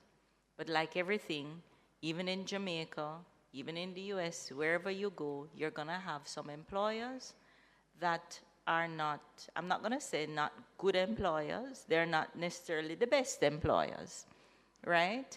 And so you will find that what I think I would love for us to focus on is, do we have a mechanism, or what mechanisms are there to address these issues when they arise, when we have complaints? We have liaison officers. That's the very reason why we have liaison officers, to be a bridge between the employer and the worker. Sometimes it's even a communication challenge, right? Not being able to understand each other. I use loosely hush. You know, if somebody says, boy, I'm not feeling well, I will loosely say hush. In Jamaica, it may not mean anything. But for some other culture, using hush means you're trying to tell me to shut up. right? When that's not the intention. So just even simple things like that, right? We do have workers who get in conflict with the law, and I mean, well, you would have seen or heard the reports recently. And so that's why the liaison service is there. So the government of Canada has several mechanisms where workers who feel that they're in an unjust situation can report, right? They can report it anonymously. They can report it giving their names. We have the liaison service. So what I can say is that certainly what I have seen, the majority of workers are working in favorable or acceptable conditions. There is, however, a spectrum of condition, but it doesn't mean that it is unacceptable. So those that you have identified that are not to the standard for our Jamaican workers, what mechanism is now being put in place to bring them to that standard, or is it that we do, because we have a duty to protect our Jamaican citizens, no matter if they're gaining employment elsewhere or not. But is there a mechanism being put in place to deal with that small number that you are not satisfied with? So remember, we've done quite a number of things, right? Because it first starts with educating our farm workers. Some workers believe that if they complain about the employer, that they may lose their spot the following year. Some do. So we have to communicate and educate them. How do they contact their liaison service? No, sometimes the issue depends on how you treat with matters, depend on what the nature of the issue is. So if the issue is, for example, the housing accommodation, right? The liaison officer will try to work with the employer to fix it. Because you will have, for example, maybe the workers complain about, I don't know, maybe they don't have enough fridge or stove. So you will, through moral suasion, try to work with the employer. What I must point out is that all of these living accommodation pass Canada's housing inspection, right? But as I said to you earlier, you have varying standards. But that doesn't mean that the standard is high. You have varying standards. So I will use an example. So in the housing standard, it will say that that the bathroom facility must have sufficient privacy or something like that. But it doesn't say how you have that privacy. Is it a door? Is it a curtain? Is it just, is it a door that you can close? Is it a door that just flops in and out? Or is it a sheet, for example? So that is something, members, we are working with the government of Canada to see how we can improve the standards. And interestingly, I don't know if it's coincidental or what, but the minister there is now, as we speak,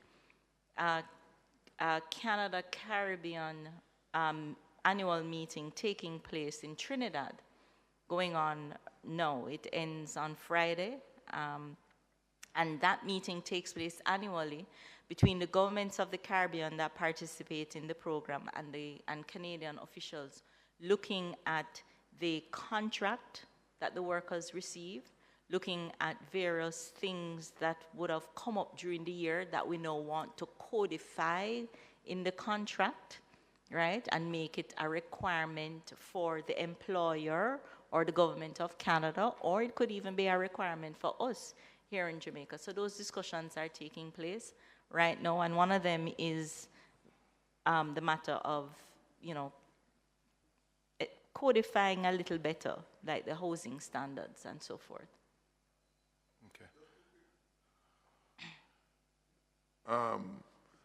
Just for the record, yes,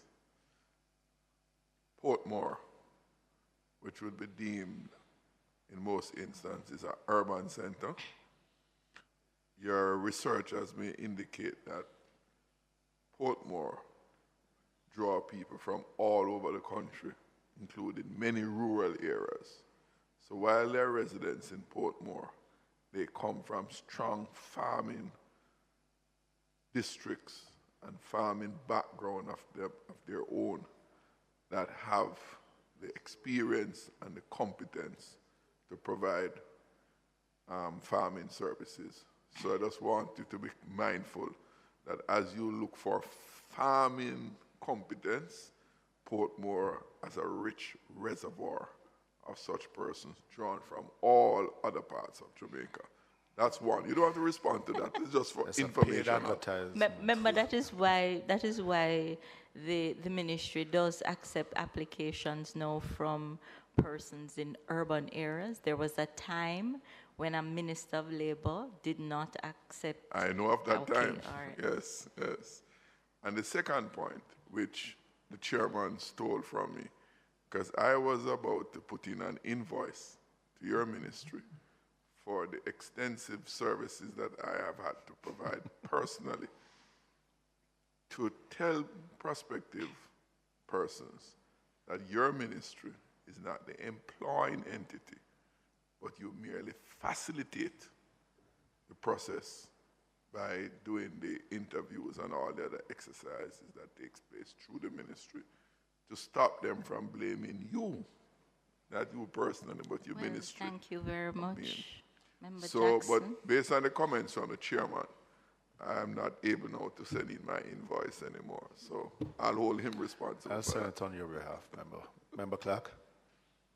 Thank you very much, Mr. Chairman. Whilst everybody else has been showing their appreciation to the PSNM ministry, it is high time that I do so myself, and let me state for the record that Madam PS, along with the minister, we had a fire in Montego Bay that would have removed most of our dry goods market. And we reach out to the minister and the ministry, and I'm happy to say on behalf of those who were totally burnt out, that the ministry, through you, madam, have responded to us. We're just waiting for the disbursement. But even in advance, I'm saying to you on behalf of the many, because the number of persons that lost entire goods numbered to about 130-something. And we are very, very appreciative and very, very grateful for what you, the ministry, and the minister has done for us. All right. Madam Roberts, President, just two last questions from me. The NIF, though that I see that your funds stood at some $143 billion, but you have a piece of asset out in Trelawney there, the Braco, that seems to be non-performing for a while. Can you just, what is the situation with that? And are there any other non-performing assets such as the Braco Hotel? Chairman, the Braco Hotel was closed during the pandemic, and it has not reopened since. We are in the process of, we are in a contract with Melia Hotels International, and we're in the process of trying to navigate that contract, but ultimately, it is an asset that we are looking at our options in terms of divestment. Is there a time frame to get through this period of negotiation or renegotiation, or to decide when to dispose of? Because it has been on and off under contract or not. And I'm sure anything that, I think there was some numbers that came to us at the Standing Finance Committee of what is being spent between security and maintenance for the hotel itself, which raised a red flag for me in the amount of money that is being spent to just keep a non-performing asset, which is a cost that even if the fund itself is so fruitful in what it has, it is an expense. Is there a time frame in dealing with this matter? Chairman, I would have to consult with the NIF and their board. I do not recall that time frame offhand, but what I will say though, it is something that I would love to have treat with as quickly as possible, because I agree with you that, you know, we're not making any money from it. It is a cost center and we need to. Chairman, the urgency of that point by the chairman, PS, is that when an asset lies idle for an extended time, not only are you spending for the security and others, but it deteriorates faster. We as a country learned during the COVID period, when the tourism sector went down. There are many hotel operators will tell you that they kept the hotel functioning at minimal, because if they close it, it's going to cost them more than they are spending. To reopen. I'm aware that that property that you're talking about, I don't know the details offhand, but I'm aware generally that a major amount of investment was spent in that property, in the upgrading of it. And by the last set of people who were there, I don't know how that cost was borne between the investing body and the owner, which is NIF, right? But it was a major infrastructural upgrading that took place. And it had a very short operational period after then. With all of that significant investment, and you're closed for an extended time, that investment is depreciating very, very rapidly. So there's great urgency to the chairman's point about a decision. They say procrastination can be more costly than even a bad decision.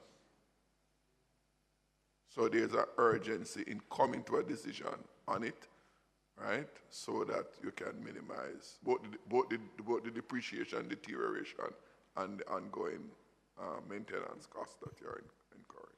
Is the El Greco Hotel in a similar situation? The El Greco Hotel is slated for divestment. It is slated for divestment. So, okay. So, and yes, the time frame for that? It is being put before cabinet. However, we're going to be doing some minor cosmetic upgrades before it is placed on the market. So, of course, to ensure we maximize on the value that we get.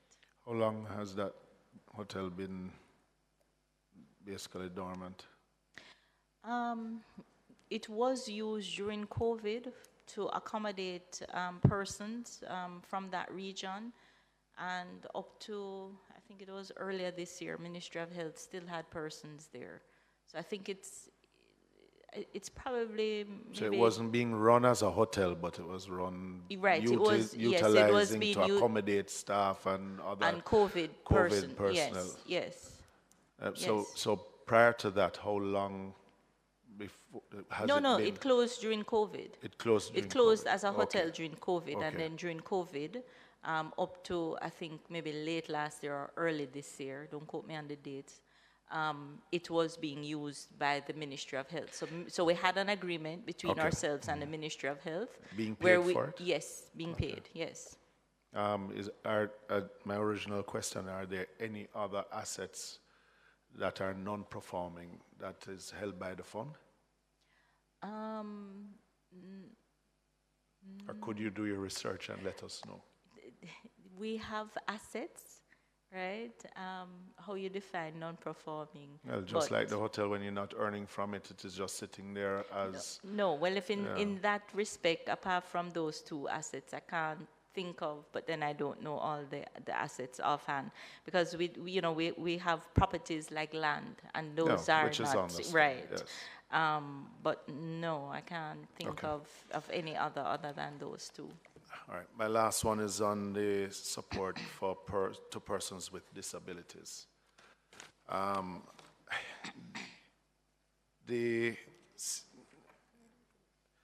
That we have an act in place now and regulations.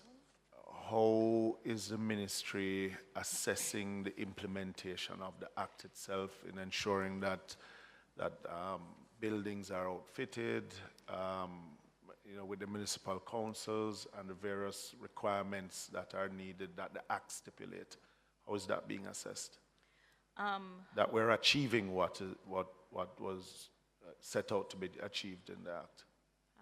Chairman, under the act, the Jamaica Council for Persons with Disabilities was officially established as a public body charged with that responsibility, right? We are in the process of staffing that body, but what we have seen is that, and they can speak more definitively than myself on this particular subject because it is their area of responsibility. What I do know is that a lot of buildings, accommodation is being made, whether it be through putting in ramps. The challenge we have, though, is that because some of these buildings are old, the retrofitting is not as easy. But the act, the legislation does make allowance. It speaks about reasonable accommodation. So we do recognize that some of your older buildings would not have that facility. We have developed, I'm trying to remember what it is called, the Disability Access Checklist? What is it? The checklist. We have developed what is called the Disability Access Checklist, which will be launched shortly for every and anybody to utilize. So it speaks about, what are the minimum requirements to make whether it be your facility disabled friendly or accessible. So we're doing a number of things, Chairman. For Jamaica, it is going to take some time, right, to ensure that all of our spaces and buildings are accessible. The building codes, I know, in terms of with the municipal corporations, there is some amendment to that to ensure that like your doorways or at least, are wide enough in order to accommodate a wheelchair. So there are changes that have been taking place gradually over time. But I would hasten to say that the Council for Persons with Disabilities would be more knowledgeable in that area and some of the things that they have been doing. But they fall under the Ministry of... Yes, they are a public body that falls under us. No, because reading the report gives me some concern. I mean, here you said you have approximately 12,000 registered individuals with disabilities. But coming around to page 21, when the question asks about the education and training for special needs children, by your response, it says that most parishes have at least one institution. There are no institutions within the parishes of Hanover and Trelawney to support these students with disabilities. I mean, I went to a primary school with students with disabilities, Hope Valley Experimental, and saw the importance of just the commingling.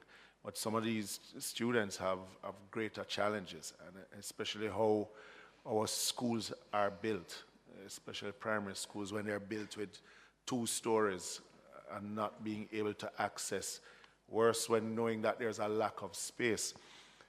But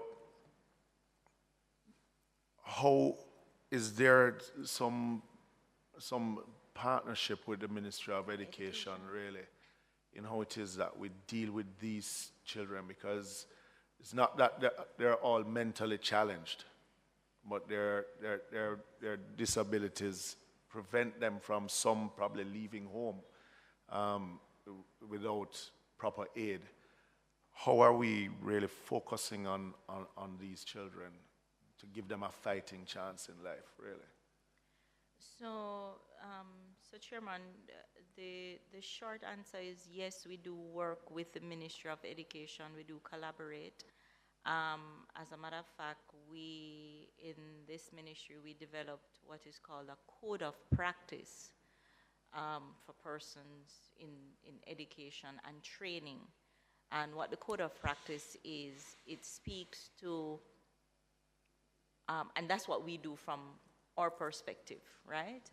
We will dialogue and lobby with Ministry of Education to establish educational institutions that these children can attend, or retrofit some of their current schools so that they can accommodate children with disabilities. But we developed a code of practice for education and training.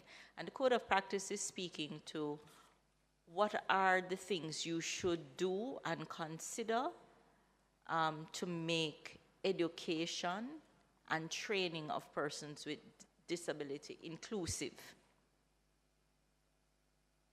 Well, I mean, and really how it is that we really get these persons within the system itself, because your report says that about 15% of the population estimated having disabilities. You only have 12,000 that has been registered, right, with JCPD. But you speak of your challenges in dealing with the education side of it and dealing with just by the report itself. Just like with PATH and social workers and the lack thereof in some instances, how can we put a mechanism in place? Because in the home setting, a lot of these children, I would be interested to find out with these 12,000 that has been registered, how many of them are of the age to be in school? How many are not in school? How is it that of that 15%, the 404,000 Jamaicans are of school age? How do we get them? Because in some settings, the child with disability is left home while the able-bodied child is sent to school. So how do we then, as I said before, Madam Pierce, give that child a fighting chance, that the disability is not one that should deny them a space in our society? So, you know, that coming from the report itself, it is obvious that we are not capturing the data for that sector in our society, and how it is then that we are going to be trying to get to those to know where they are on that totem pole, in how it is that the state itself can intervene at some point. One, with their education, and two, as I said, give them just a fighting chance in our society. Because it doesn't state that in the report at all, that we're actually where we want to be. Even with the passing of the act itself, we're more focusing on the access than focusing on how it is that we just like with PATH beneficiaries, that we get them within a formal system moving forward. So, Chairman, what I can say is that from the ministry perspective, we do have a program called the Early Stimulation Program within the ministry. Yes, I see that in your report. That works with children 0 to 6 who have a disability. And the aim is basically to do what you speak about, in essence, to work with them between the ages of 0 to 6 to maximize their potential, because the research shows that if you can stimulate a child, if you can, depending on the type of disability, of course, then you will minimize or decrease the long-term effect of that disability. And the aim of that program is to work with the children to sort of ensure that by the time they get to age 6, that they're able to make the transition into a formal school setting, or if not a formal school setting, into a special school. So we do have that program. But the numbers in that program are quite small vis-a-vis to the number of persons within that age group in our society. It is, Chairman, it is. It is. But the numbers for that program has been increasing over the years, right? And we now have the mobile unit that we use, where we go into communities and so forth in order to expand the reach of our service. Through the census, Chairman. The one that we can't complete? I know that through the census, that the census does, this year at least, is trying to collect data on disability. Now, you will note that it says 15% is estimated. Mm-hmm.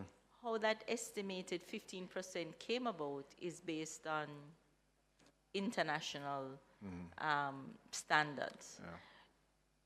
Jamaica may be doing very well, and we only have half of that amount of persons with disabilities, but we don't know, right? So the hope is that through the census, the hope is that through the census, we'll be able to gather more richer data to be able to tell that here are the numbers, or at least in terms of percentages of our children that have a disability, or adults that have a disability, because if you're 70 and you can't walk, you have a disability, and you're counted in that 15% number. Okay. How do we cater to those persons, for example, from the complete spectrum? And my overall observation, I mean, I see that there's movement in both areas, but it's just how it is that we encapsulate all and sundry in it, that we don't leave anyone behind. So, which is where I was concerned, that more can be done in really bringing everyone into the data stream. But as you said, you are waiting on the census to give us a better feeling at it. But then what do we do with the data when we get it is now the big question. All right. Members, are there any other questions?